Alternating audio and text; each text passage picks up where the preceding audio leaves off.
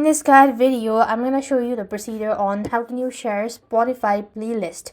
Now, to share a Spotify playlist, you just want to navigate to a desired playlist on your Spotify app. But before that, make sure you're connected to a stable internet and that the app is updated to the latest version.